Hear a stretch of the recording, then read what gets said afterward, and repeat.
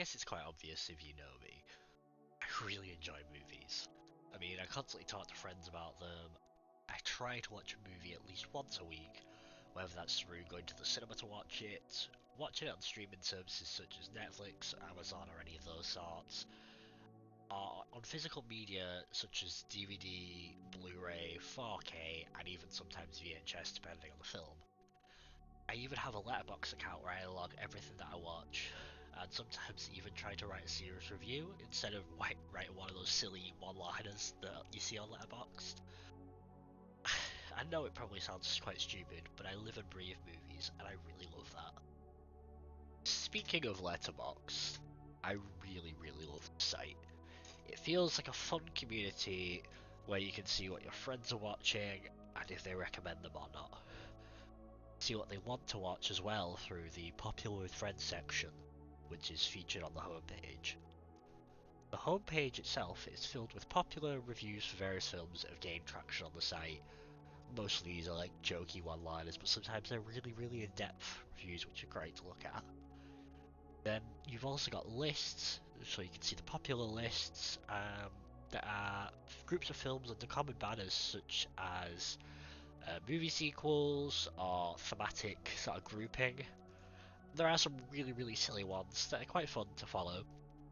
Like I have movies that feel like an Xbox 360 game, which, as the name suggests, are full of dark and gritty action movies that look and feel like that. You can discover a lot of movies this way though, which I absolutely adore. There are other things that people do in lists, for example. Like, for the last 2 years, I've been trying to run a challenge for myself where I try and watch one new movie a week that I've never seen before, and it's been pretty interesting. I've been able to see a lot of films that I wouldn't regularly have watched, and yes, some of those have been uh, Pearl by Ty West, which was really good, part of the X trilogy. Uh, After Sun, absolutely brilliant film. I saw the TV Glow, which, once again, fantastic. Lupin the Third, The Castle of Cagliostro. Hopefully I'm pronouncing that one correct, I was struggling with that one. And Kamikaze Girls, which, absolutely fantastic, just to name a few.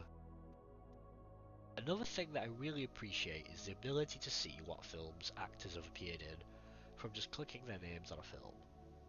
And once you do that, it takes you to their sort of their page where you can see all the films that they are in, including future projects, which are really cool. And you can also do this for any of the crew of the movies and even the production companies, which once again allows you to discover other movies. It's really good, especially say you like movies that certain brands pulling out, like A24 for example. You click on their thing and you can see all the A24 releases, which is really good to look at. Um, and then also the site has a lot of talk pieces and other bits of journalism.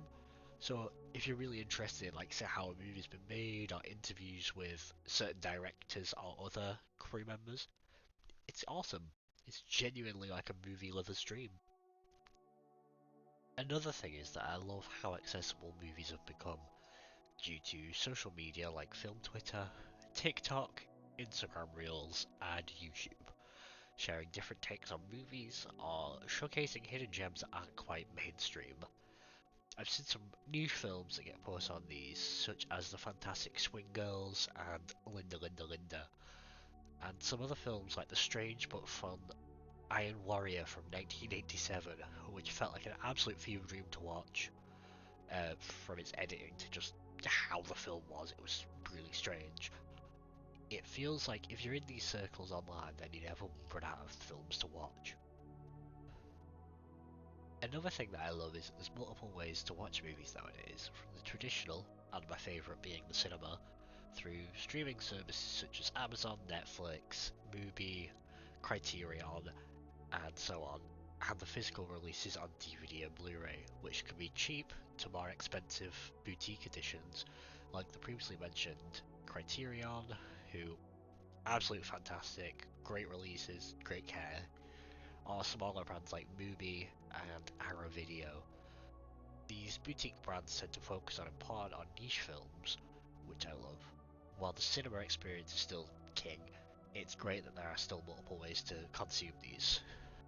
Speaking of the cinema experience, there's something special about travelling to a specifically kitted out place to watch movies. Like, I absolutely love it when the lights start to go down, the screen comes on, and the speakers start to blast sound, or while you sat there with your drink and possible snacks, you just end up engrossed in whatever story you're watching unfold on screen. I'm extremely lucky to have two cinemas near me. I have a multiplex several screen cinema a few miles down the road that shows pretty much everything. Big blockbusters to the fun films, to anime, to indie pictures. But my favourite cinema is in my hometown. It's an Art Deco cinema that was built in the 1930s, and it just feels absolutely fantastic to be in. The staff are amazing, and just the whole experience is excellent. It shows a lot of the bigger films, but also shows a lot more niche films, and even has a film club that is every so often, once a month roughly, that is classed as like a special feature. I've only ever managed to go to one of these, but it was for Studio Ghibli's The Secret Life of Arrietty, which was an incredible watch. I absolutely loved it. They even still have an interval for every film that they show here, which is awesome, as you can pop out to get snacks and so on without missing anything. The screen that they use here as well is an old CinemaScope screen, and it just looks absolutely fantastic for every film that I've watched there. Some of my favourite films that I've seen here are Quentin Tarantino's Once Upon a Time in Hollywood, Bradley Corbett's The Brutalist, and Bong Joon-ho's Parasite, which I saw the day before lockdown was enforced here in the UK, and it was a surreal experience. It was rammed, just excellent film. But every time I've been to the cinema, it's been a great experience. I definitely think if you have a cinema nearby and you can support it, then you should. Obviously, like, some cinemas are more expensive than others. Like the multi-screen cinema down the road is between like £5 and £8 per screening, unless it's like a special feature where it could be even more. While the one in my hometown is £6 for a screening outside of its special feature, which is £7 I think for those, which is still really, really good. Just to end this short video off, I'd love to mention a couple of other films that I've enjoyed. Both my current top 4 on Letterboxd, which I know, very original, and a couple others that I've had fun with. So my top 4 as of around now on Letterboxd are Edgar Wright's Hot Fuzz from 2007. Very funny film, endlessly rewatchable. Shinji Higuchi and Hideki Anno's Shin Godzilla from 2016. Potentially my favourite Godzilla film, but Godzilla Minus One might take that place. Damien Chazelle's La La Land, another endlessly rewatchable film for me.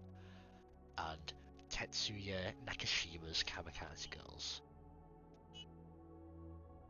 Some of the other films that I've enjoyed recently are Takashi Miike's 2007 adaptation of Yakuza Like a Dragon. I've seen it about 5 or 6 times as of recent. It's so fun, silly, and like the games, just a blast. The documentary Copa 71 by Rachel Ramsey and James Erskine, which was about the 1971 Women's World Cup, which, in my opinion, is a must-watch.